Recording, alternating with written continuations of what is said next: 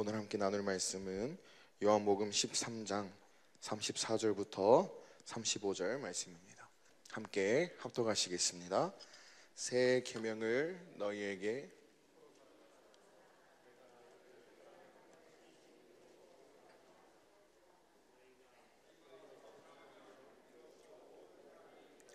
내 제자인 줄 알리라. 아멘.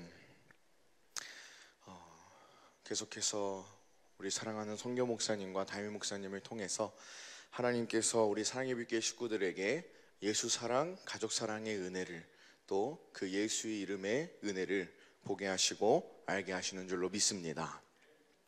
그래서 우리가 이제는 예수님의 제자된 자로서 땅끝까지 이 복음을 전하는 삶을 살아야 할 터인데, 우리가 그러면 어떻게 이 복음을 전하게 하셨는가? 그것은 바로 주님의 마음을 보도록 하시고 주님의 마음을 알도록 하셔서 오직 말에나 일에나 예수의 이름으로 사는 삶을 통해 이 복음을 전하게 하신 줄로 믿습니다. 그래서 사도 바울 또한 그 복음을 전할 때 이렇게 고백합니다. 고린도전서 2장 1절 보겠습니다. 고린도전서 2장 1절을 보시면, 형제들아, 내가 너희에게 나아가 하나님의 증거를 전할 때에 말과 지혜의 아름다운 것으로 아니하였나니. 사도 바울이 그들에게 나아가서 하나님의 증거, 하나님 나라의 복음을 전할 때 사람의 말의 지혜와 아름다운 것으로 하지 아니하였다라고 고백합니다. 그러면 무엇으로 그들에게 복음을 전했는가 하니 4절을 보시면, 내 말과 내 전도함이 지혜에 권하는 말로 하지 아니하고 다만 성령의 나타남과 능력으로 하여 5절까지 너희 믿음이 사람의 지혜에 있지 아니하고 다만 하나님의 능력에 있게 하려 하였노라. 아멘. 사도 바울이 그 하나님 나라의 복음을 전할 때 사람의 말의 지혜와 사람의 아름다운 것으로 하지 아니하고 오직 성령의 나타남과 능력으로 그 복음을 전했다라고 고백합니다. 그 이유가 무엇이냐면, 우리가 이 복음이신 예수 그리스도를 이야기할 때 얼마든지 우리의 지식으로, 우리의 수준에서 우리의 말의 아름다운 것으로 말할 수는 있습니다.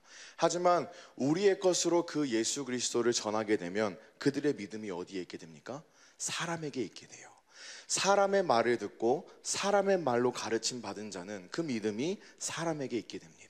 그래서 이 사도 바울은 그 복음을 전할 때 그가 알고 있는 지식으로 그가 갖고 있는 능력으로 전하는 것이 아니라 무엇으로 하는 거냐면 오직 성령의 능력과 성령의 나타남으로 그 복음을 전하였다고 고백합니다. 그 이유는 무엇입니까?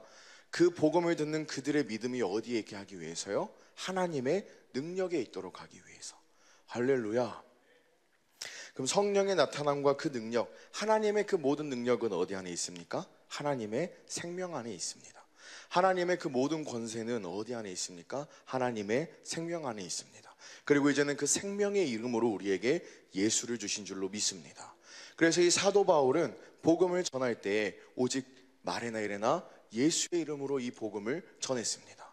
그리고 예수의 이름으로 전한 그 복음을 들은 자들이 어디에 희망을 두고 어디에 믿음을 두는 겁니까? 그 이름에 믿음을 두고 그 이름에 희망을 갖게 되는 줄로 믿습니다.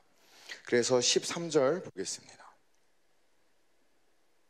우리가 이것을 말하거니와 사람의 지혜에 가르친 말로 아니하고 오직 성령의 가르치신 것으로 하니 신령한 일은 신령한 것으로 분별하느니라.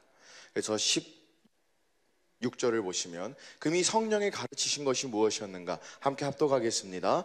누가 주의 마음을 알아서 주를 가르치겠느냐? 그러나 우리가 그리스도의 마음을 가졌느니라. 할렐루야. 이 사도 바울이 복음을 전할 때에 다른 것으로 전하는 것이 아니고 그의 안에 계시는 성령의 가르치신 것으로 복음을 전했다라고 고백합니다. 그러면 그 사도 바울 안에서 성령이 무엇을 가르치시는가? 바로 우리가 그리스도의 마음을 가졌노라. 성령이 그 바울 안에서 무엇을 가르치시는 거예요? 그리스도의 마음을 가르치시는 거예요. 무엇을 보도록 하십니까? 그리스도의 마음을 보도록 하시는 거예요. 그래서 그 사도 바울이 다른 것으로, 자기의 것으로, 자기의 지식의 수준으로, 자기의 지혜로, 사람의 말로, 사람의 아름다운 것으로 전한 것이 아니라 오직 성령의 나타내심과 성령의 능력, 성령이 나에게 가르쳐 주신 그 주님의 마음으로, 예수의 이름으로 그 복음을 전했다라고 고백하고 있습니다. 마찬가지로 우리 사랑하는 사람의 교회 식구들도 우리가 무엇으로 이 복음을 전해야 합니까? 우리 안에서 진리의 성령이 가르치시는, 그 진리의 성령 안에서 오신 예수 그리스도께서 밝히 보이시는 그 아버지의 마음, 주님의 마음으로 예수의 이름으로 이 복음을 전하며 살아야 될 줄로 믿습니다. 그래서 미가서 6장 6절도 보시면, 내가 무엇을 가지고 여호와 앞에 나아가며 높으신 하나님께 경배할까? 내가 번제물 1년 된 송아지를 가지고 그 앞에 나아갈까?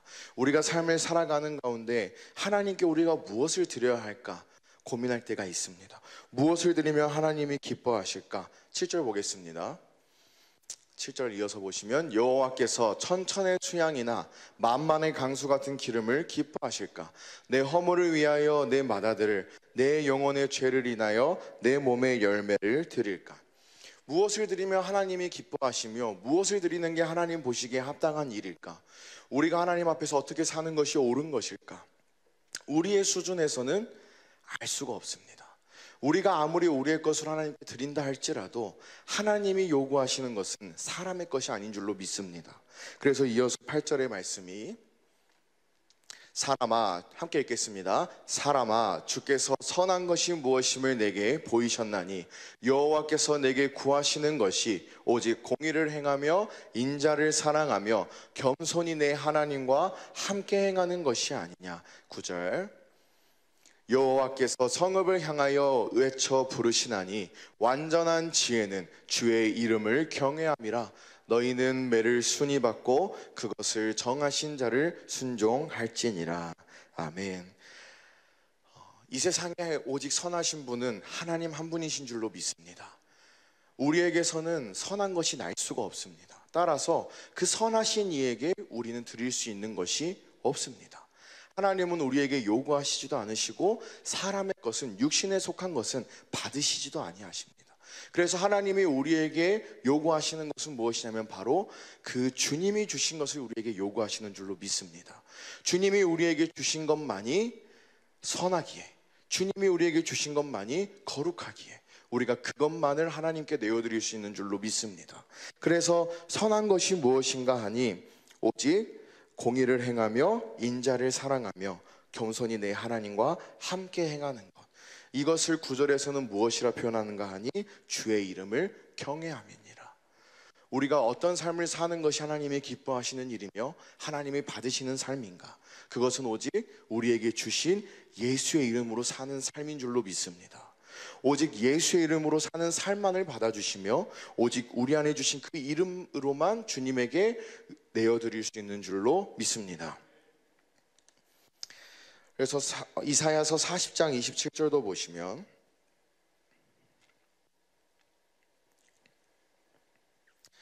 야곱아 내가 어찌하여 말하며 이스라엘에 내가 어찌하여 이르기를 내 사정은 여호와께 숨겨졌으며 원통한 것은 내 하나님에게서 수리하심을 받지 못한다 하느냐.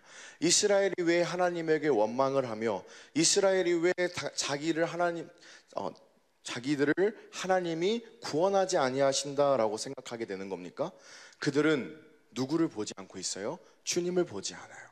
무엇을 듣고 무엇을 보고 있냐면 그 당시에 이스라엘 백성들이 처한 상황을 보고 있고 또 그 가운데에서 그들 사이에서 들려오는 사람의 말을 듣고 있다는 것입니다.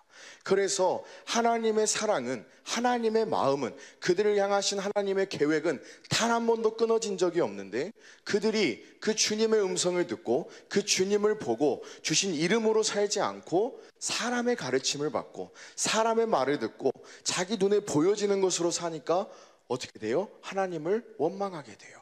왜냐하면 그들의 믿음이 지금 어디에 있습니까? 사람에게 있기 때문에. 사람에게 가르침을 받고 사람에게 들으면 그 믿음은 사람에게 있습니다. 그러면은 그것은 잠깐 창수가 치고 바람이 오면 다 무너져 내리는 거예요. 아무리 그 이스라엘 백성들에게 하나님이 강권적으로 이끄시고 모든 기적과 이적을 행하셨을지라도 그 믿음이 사람에게 있는 한은 잠시 잠깐의 환란이 오면 그들은 더 이상 주님을 믿지 못하게 됩니다. 그래서 그들은 그렇게 고백하는데 28절에 이사야 선지자가 이렇게 이야기합니다. 너는 알지 못하였느냐? 듣지 못하였느냐? 영원하신 하나님 여호와 땅끝까지 창조하신 자는 피곤치 아니하시며 곤비치 아니하시며 명철이 한이 없으시며. 29절, 피곤한 자에게는 능력을 주시며 무능한 자에게는 힘을 더하시나니. 피곤한 자에게는 능력을 주시고 무능한 자에게는 힘을 주세요. 하나님의 능력과 하나님의 모든 힘, 권세가 어디에 있습니까? 이름에 있지 않습니까? 그들에게 하나님은 무엇을 주시는 거예요? 계속해서 여호와의 이름을 주시는 거예요. 그리고 그들이 여호와의 이름으로 말미암아 살면 그들이 넘어짐이 없고, 그들이 곤비함이 없는데, 그들이 주신 그 이름으로 살지 않고 사람에게 듣고 사람의 눈으로 보여지는 것으로 사니까 그들의 삶이 곤비하여지는 거예요. 그래서 30절 보겠습니다. 소년이라도 피곤하며 곤비하며 장정이라도 넘어지며 자빠지되. 소년이라도 어떻게 돼요? 피곤해요. 우리가 생각할 때, 사람의 수준의 사람의 지식으로 생각할 때는 소년은 피곤하지 않을 것 같고, 장정은 어떨 것 같습니까? 넘어지지 않고 자빠지지 않을 것 같은데, 우리의 수준에선 그러지만 반드시 소년일지라도 어떻게 됩니까? 피곤하고, 장정일지라도 어쩔 수 있어요? 넘어지며 자빠질 수 있어요. 사람에게는 완전한 것이 없습니다. 오직 누구만이 완전하세요? 하나님만이 완전하신 줄로 믿습니다. 그래서 사람의 생명으로 사람의 것으로 사는 한은 절대로 완전한 삶을 살 수가 없어요. 오직 주신 무엇으로 살 때만, 예수의 이름, 여호와의 이름으로 살 때만 우리가 그 삶을 누리게 되는 줄로 믿습니다. 그래서 마지막 31절이 이렇게 됩니다. 함께 읽겠습니다. 오직 여호와를 앙망하는 자는 새 힘을 얻으리니 독수리의 날개치며 올라감 같을 것이요 다른 박질하여도 곤비치 아니하겠고 걸어가도 피곤치 아니하리로다. 할렐루야. 소년이라도 피곤하며 장정이라도 넘어지지만 여호와를 앙망하는 자는 다른 박질하여도 뭐하지 않아요? 곤비치 않아요. 걸어가도 뭐하지 않습니까? 피곤치 않아요. 왜냐하면 여호와를 앙망하는 자는 무엇으로 살기 때문에 그렇습니까? 주신 여호와의 이름, 예수의 이름으로 살게 되어지기 때문에 그의 삶이 더 이상 곤비치 아니하고 피곤치 아니하는 줄로 믿습니다. 그렇기 때문에 우리 사랑하는 사랑받길 식구들에게도 또 사도 바울을 통해서 그때에 또 예수 그리스도로 말미암아 그 모든 이들에게 아버지의 이름을 알게 하신 이유가 무엇입니까? 이제는 우리의 생명으로 살지 않고 사람의 것으로 살고 사람의 것으로 듣고 사람의 것으로 보고 사는 것이 아니라 오직 말이나 이래나 무엇으로 살도록요? 예수의 이름으로 살도록 하시기 위함인 줄로 믿습니다. 그래서 우리 사랑하는 다윗 목사님을 통해서 이번 주일에 하나님께서 나눠주신 은혜가 요한복음 13장이었습니다. 그 1절 말씀을 보면 6월절 전에 예수께서 자기가 세상을 떠나 아버지께로 돌아가실 때가 이룬 줄 아시고 세상에 있는 자기 사람들을 사랑하시되 끝까지 사랑하시느니라.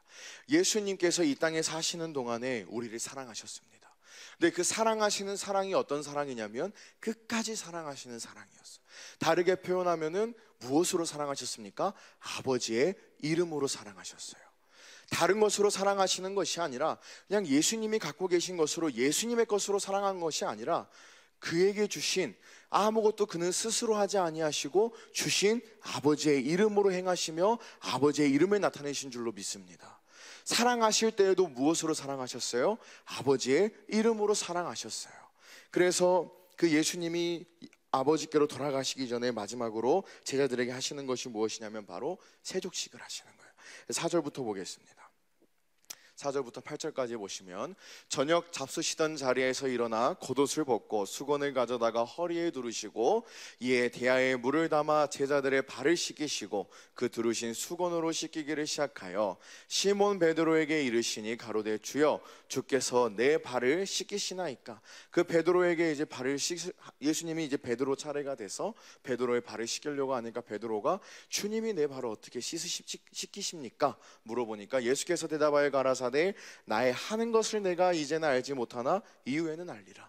지금 내가 너의 발을 씻기는 것을 지금은 너는 모르지만 이후에는 알게 될 것이다 이야기하며 8절에 베드로가 가로되 내 발을 절대로 씻기지 못하시리이다. 그럼에도 불구하고 아이고 어떻게 주님이 선생님이 제자의 발을 씻기십니까? 그럴 수 없습니다 이야기하니까 예수님이 뭐라 이야기하시냐면 예수께서 대답하시되 내가 너를 씻기지 아니하면 내가 나와 상관이 없느니라 라고 말씀합니다. 저는 이 말씀을 다임 목사님께서 나눠주실 때 어떤 말씀이 떠올랐는가 하니 그 요한복음 17장 11절이었는데요. 요한복음 17장 11절 함께 읽겠습니다. 나는 세상에 더 있지 아니하오나 저희는 세상에 있사옵고 나는 아버지께로 가옵나니 거룩하신 아버지여 내게 주신 아버지의 이름으로 저희를 보존하사 우리와 같이 저희도 하나가 되게 하옵소서. 그 예수님이 이 땅에 사시는 가운데 아버지와 하나가 되어 사셨습니다. 무엇으로 하나가 되셨습니까? 주신 아버지의 이름으로 하나가 되어 사셨어요. 그리고 이제는 그 예수님이 사랑하는 제자 베드로에게 발을 씻기십니다. 그것은 무슨 사랑입니까? 아버지 주신 아버지의 이름으로 사랑을 하시는 거예요. 근데 그 이름으로 그를 사랑하지 않으시면 오직 무엇으로만 하나가 될 수 있습니까? 아버지의 이름으로만, 예수의 이름으로만 하나가 될 수 있지 않습니까? 근데 그 이름으로 사랑하시는 그 사랑을 그가 받지 않으면, 그 이름을 그가 받지 않으면 그가 예수님과 상관이 됩니까? 안 됩니까? 안 된다라는 거예요. 그래서 이어서 13장 12절을 보시면 요한복음 13장 12절입니다.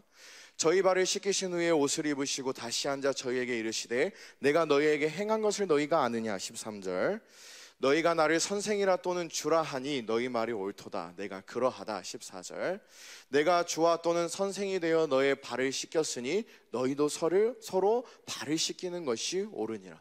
그 예수님이 주와 또는 선생이 되어서 그들의 발을 씻겼다라는 이 표현이 무엇입니까? 무엇으로 발을 씻긴 겁니까? 주신 아버지의 이름으로 사랑을 공급하셨다라는 거예요. 우리 인간의 지식으로는 선생이 제자의 발을 씻기는 것이 말이 됩니까? 안 됩니까? 안 됩니다. 그거는 말이 되지 않는 거죠. 씻길지언정 제자가 선생의 발을 씻기는 것이 우리의 수준입니다. 하지만 예수 그리스도께서는 선생이심에도 주님이심에도 그 제자들의 발을 친히 씻겨주셨어요. 왜 그런 행동을 하실 수 있었습니까? 아버지의 이름으로 그들을 사랑하셨기 때문에, 신의 성품으로 사랑하셨기 때문에 그렇게 하실 수 있었다는 것입니다. 그래서 다음 절 내가 너희에게 행한 것 같이 너희도 행하게 하려 하여 본을 보였노라. 할렐루야. 그래서 17절 보겠습니다. 함께 읽겠습니다. 너희가 이것을 알고 행하면 복이 있으리라. 할렐루야. 그래서 예수님이 그 제자들의 발을 씻겨주신 이유와 목적이 무엇이었습니까? 본을 보여주시는 거예요. 어떤 본을 보여주시는 겁니까? 아버지의 이름으로 사랑하시되 끝까지 사랑하셨던 그 주님의 사랑을, 아버지의 사랑을 보여주시는 거예요. 그리고 이제는 너희도 무슨 사랑을 하라는 겁니까? 너희 수준에서 너희가 할 수 있는 사랑으로 하지 말고 인간의 지식을 초월한 그리스도의 사랑을 행하라는 것입니다. 아버지의 이름으로, 이제는 내가 너희에게 알게 한 아버지의 이름으로, 내가 너희에게 줄 예수의 이름으로 서로 사랑하라는 것입니다.